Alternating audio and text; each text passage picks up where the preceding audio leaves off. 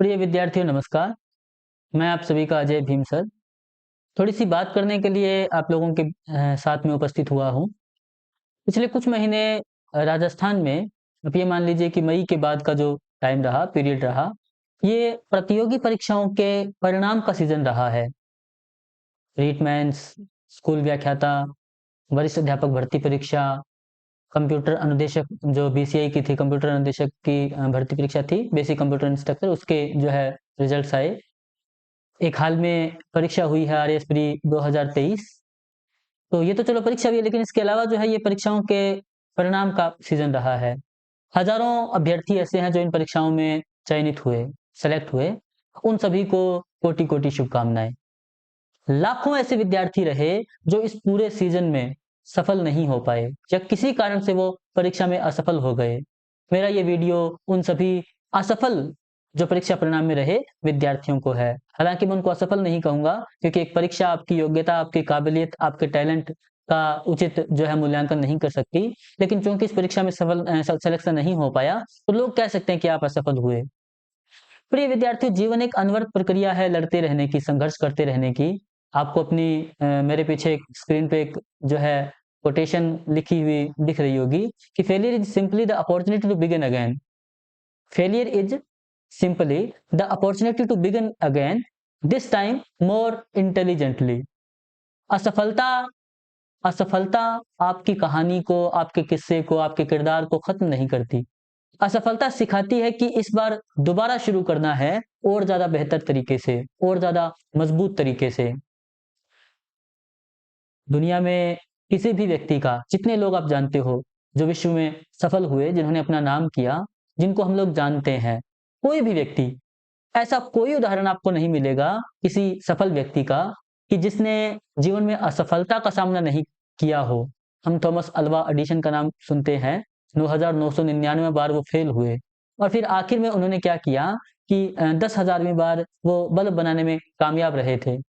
कोई नहीं इस बारे में बात करता कि एडिसन कितनी बार फेल हुए। सब लोग यही देखते हैं कि वो आखिरी बार या वो अंतिम चमत्कार उनका जो था या वह टाइम जब उन्होंने कार्य सही दिशा में कर दिया और सफलता प्राप्त की, पूरी दुनिया उसको याद रखती है। मैं जो असफल रहे विद्यार्थी, उन लोगों को एक ही बात कहना चाहूँगा कि हार नहीं मानें। कुछ सपनों के मर जाने से जीवन नहीं मरा करता है, आप लोग जानते हैं। हार नहीं मानें, निरंतर जुटे रहें। अब एक सवाल आता है कि विद्यार्थी इस वक़्त करें क्या?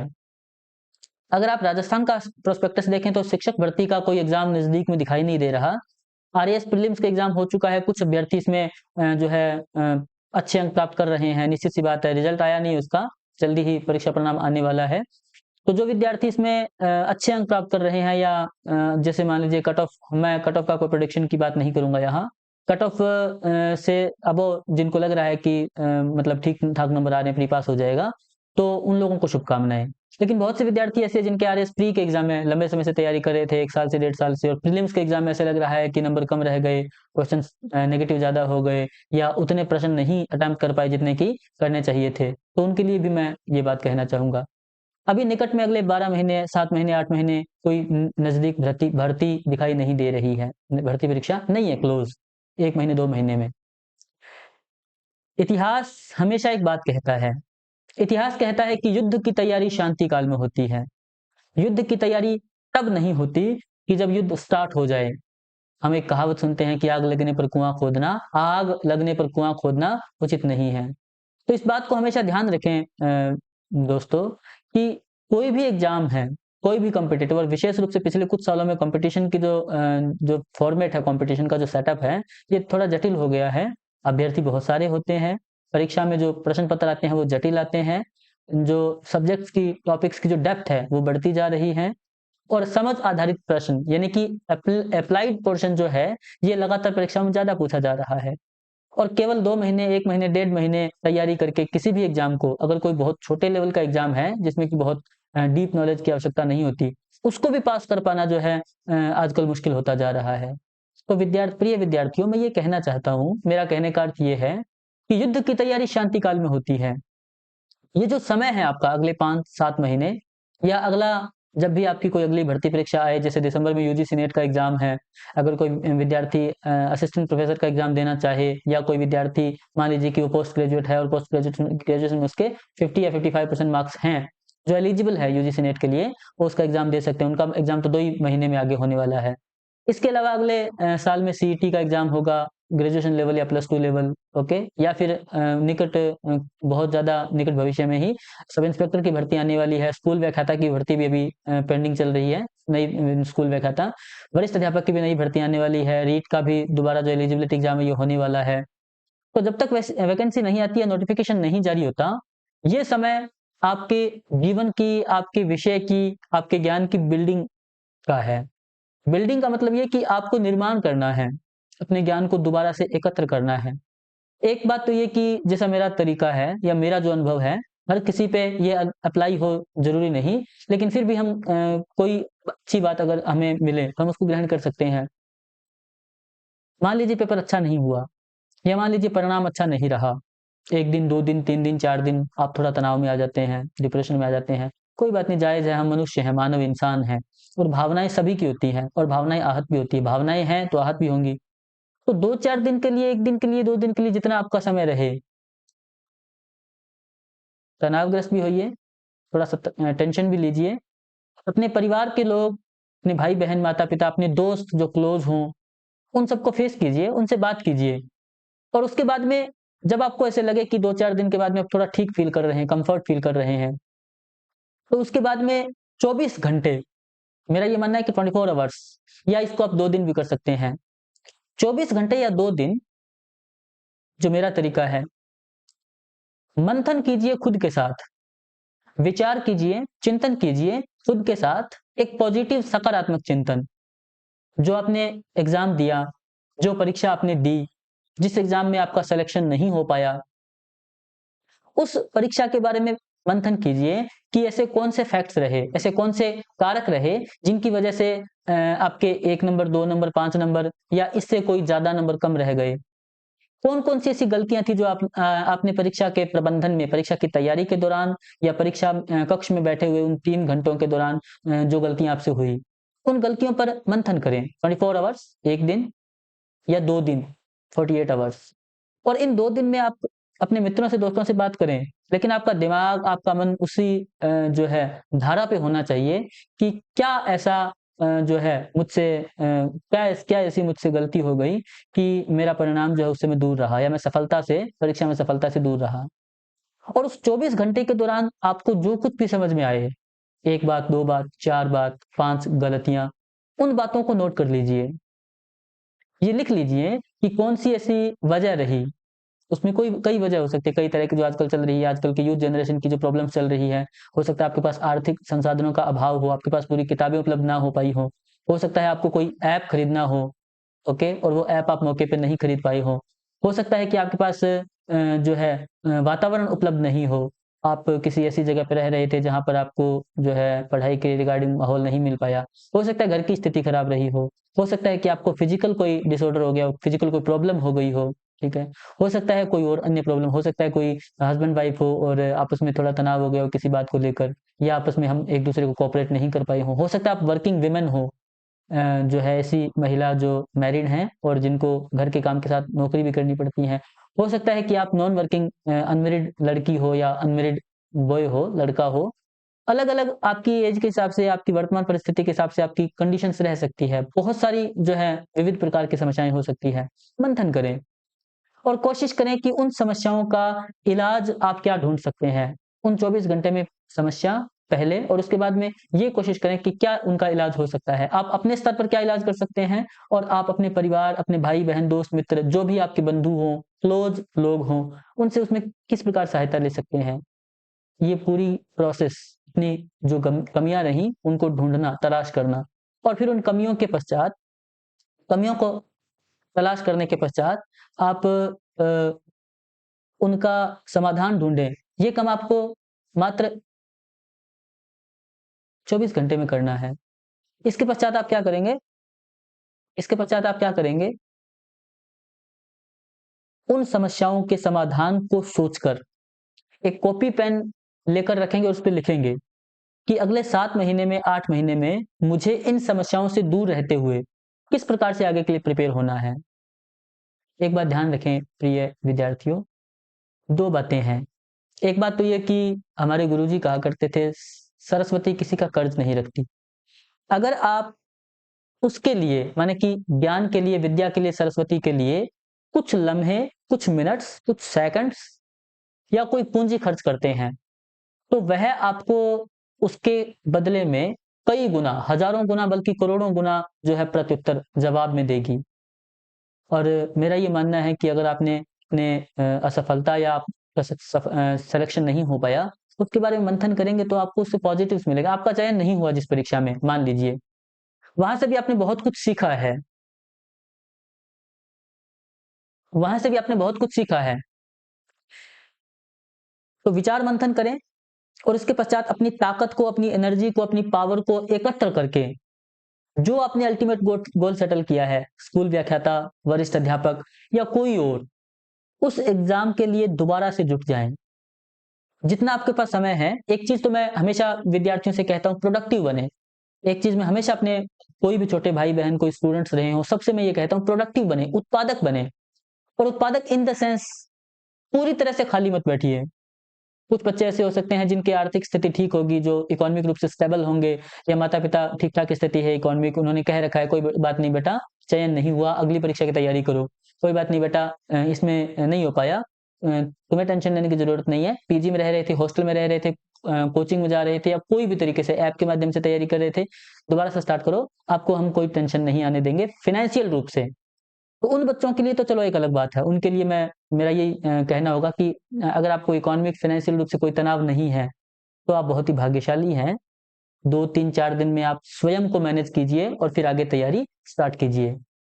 दूसरी तरफ वे बच्चे, वे विद्यार्थी, वे अभ्यर्थी जो आर्थिक रूप से इतना सबल नहीं हैं, जिनको रोज़गार भी करना है और साथ में तैयारी भी करनी है, उनके लिए विशेष रूप से मैं कहना चाहूँगा कि प्रोडक्टिव बनिए। प्रोडक्टिव इन द सेंस कि आपके पास 24 घंटे हैं, जब तक कोई नई वैकेंसी नहीं आ जाती या नई वैकेंसी की जो है नोटिफ़िकेशन जारी नहीं हो जाती, 24 घंटे आपके पास 1 दिन में हैं। कोई ऐसा काम ढूँढिए, कोई ऐसा रोज़गार, आप ट्यूशन पढ़ा सकते हैं, आप किसी स्कूल में पार्ट टाइम जॉब कर सकते हैं, आप कोई भी ऐसा जो आपके सब्जेक्ट से रिलेटेड हो, कोई वीडियोज़ बना सकते हैं ऑनलाइन, कुछ भी ऐसा काम जो कि 3 से 4 घंटे आपके ले 24 आवर्स में से और कुछ आपको वहाँ से अर्निंग हो जाए। अब इस कुछ का कोई पैमाना नहीं है, कोई 3000, 4000, 5000, 50,000, 20,000, टैलेंट कितना है आप में डिपेंड करता है। कोई बच्चा ऐसा भी हो सकता है कि 1 घंटे काम करके लाखों रुपए का काम कर सकता है, लाखों कमा सकता है। कोई बच्चा ऐसा हो सकता है जो कि 4 घंटे काम करके 5,000 कमा पाएगा। कुछ अर्निंग कीजिए, कुछ ऐसा प्रोडक्टिव कीजिए जिससे जो है आपको फाइनेंशियल लाभ तो हो ही, उससे ज़्यादा आपका कॉन्फिडेंस बिल्ड हो। आपका आत्मविश्वास आए कि जो है आप बिल्कुल खाली नहीं बैठे हो। क्योंकि हो सकता है नई भर्ती में महीना लगे, 2 महीना लगे, 4 महीने लगे। प्रोडक्टिव बनिए और प्रोडक्टिव के साथ में मान लीजिए 24 में से 4 घंटे आपने किसी रोज़गार के को दिए या किसी ऐसे काम को दिए जहाँ से आपको उत्पादन प्राप्त हो रहा है, ओके? उसके बाद में आपके पास 20 घंटे बचते हैं, उनको जो है यूटिलाइज़ कीजिए। जब तक कोई नोटिफ़िकेशन नहीं आ जाता, जब तक कोई नई भर्ती नहीं आ जाती, प्रोडक्टिव बनने के साथ-साथ में कम से कम जितना आपके पास समय हो, उसमें कम से कम 5-6 घंटे स्टडी कीजिए। जैसे मान लीजिए कि कोई इतिहास व्याख्याता की तैयारी कर रहा था और इतिहास विषय में सिलेक्शन नहीं हो पाया किसी वजह से, 2 नंबर कम रह गए, 5 नंबर कम रह गए, 4 नंबर कम रह गए।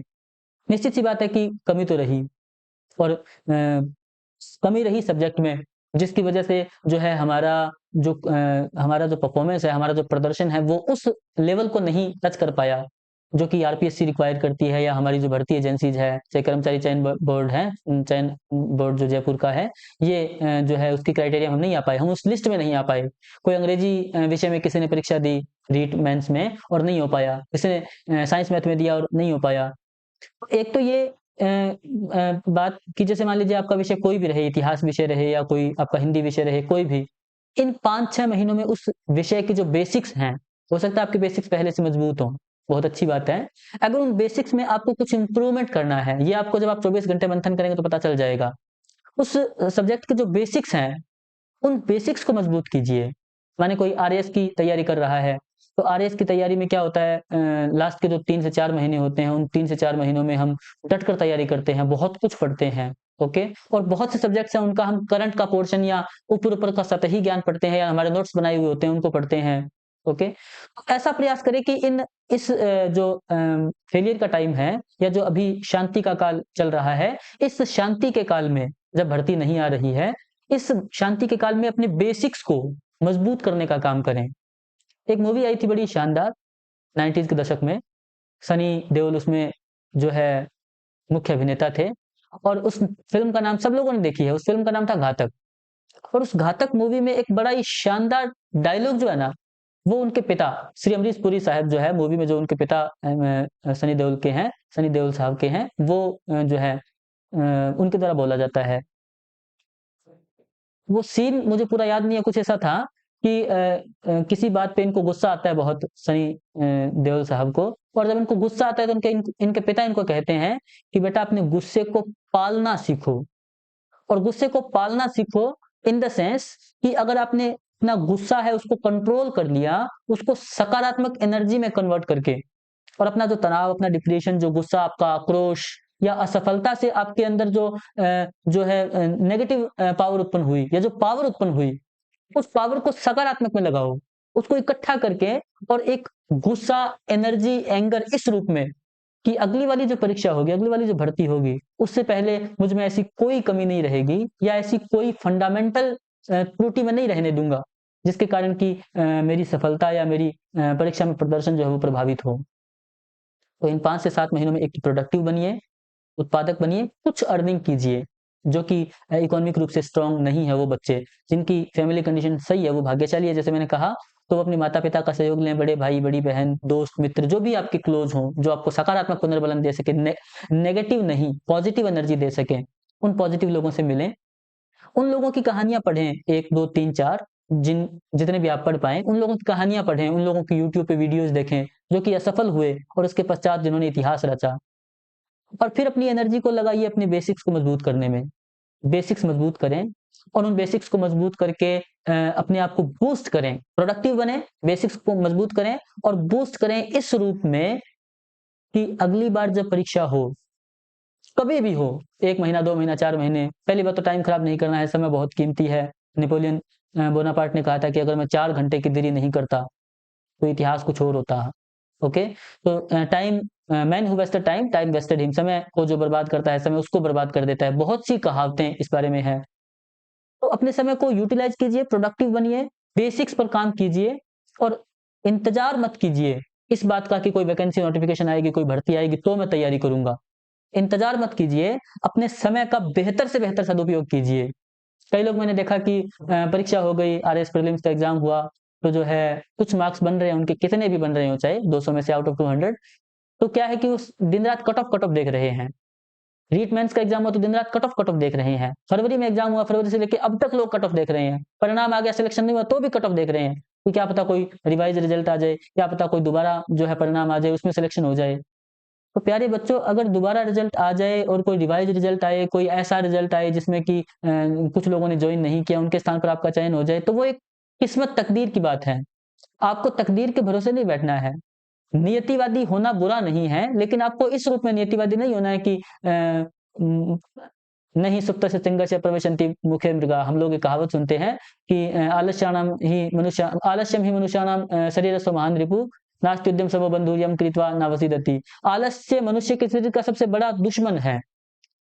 तो मेरे कहने का अर्थ ये है कि प्रोडक्टिव बनें, कट ऑफ नहीं खेलें। बहुत देख लिया आपने, कट ऑफ परिणाम आपका आ चुका है। अगर कोई आरएस मेंस की तैयारी करने के लिए आरएस प्री का एग्ज़ाम किसी ने दिया, उसमें अगर कोई तनाव लग रहा है, तो वो लोग भी कट ऑफ नहीं खेलें। अपने सब्जेक्ट्स को, बेसिक्स को मजबूत करने के लिए काम करें और मजबूत करने का काम इस रूप में कि अगली बार जब परीक्षा हो तो मेरा ये मानना है कि चयन नहीं, बल्कि आपका नाम उन लोगों में शुमार हो जो स्टेट लेवल पर, हमारे राज्य स्तर पर जो अखबार में, न्यूज़पेपर में, electronic media, print media, social media, इन सब पर जिनकी जो है चर्चा लगातार होती रहती है। ये देखिए इस व्यक्ति की पहली रैंक, ये देखिए इस व्यक्ति की दूसरी रैंक, ये देखिए ये अंडर 10 आया है। ओके, ये देखिए इस आदमी का प्रदर्शन इतना शानदार रहा। अपने आप लोग आपकी आज जो लोग आलोचना कर रहे हैं, कोई आपके मित्र बंधु हो, कोई परिवार के लोग हो, पड़ोस के लोग हों, जब आपका चयन होगा 1 साल बाद, 12 महीने बाद या जब भी अगली भर्ती परीक्षा आएगी, यही सब लोग जो कि आपकी आलोचना कर रहे हैं, आपको एडवर्टाइज़ करते फिरेंगे और वो कहेंगे कि ये आदमी, ये व्यक्ति जो है, उस वक़्त असफल हुआ था, लेकिन इसने अपनी असफलता को अपनी ताकत बनाया। प्रिय विद्यार्थियों, हार नहीं मानें, अपनी ताकत को रीगेन करें, बूस्ट करें, अपनी कमियों पर मंथन करें, विचार करें और यूटिलाइज़ करें अपने समय को, प्रोडक्टिव बनें, बेसिक्स को मज़बूत करें और किसी भी तरीके की नेगेटिव एनर्जी अगर आपको कहीं से लोग दे रहे हैं या नेगेटिव लोग आपके आस-पास हैं, उनसे बचें। मेरा ये मानना है कि अगर आप सकारात्मक ऊर्जा के साथ जुटे रहेंगे, तो दुनिया की कोई ताकत आपको झुका नहीं सकती। सब कुछ इस संसार में जो आपके आस-पास का एरिया है, सब कुछ इसमें इस बात पे डिपेंड करता है कि आपके विचार कैसे हैं। अपने थॉट्स जो हैं, उनको सकारात्मक बनाइए। आप सभी के उज्जवल भविष्य के लिए मंगल कामना। जय हिंद, जय भारत, जय राजस्थान।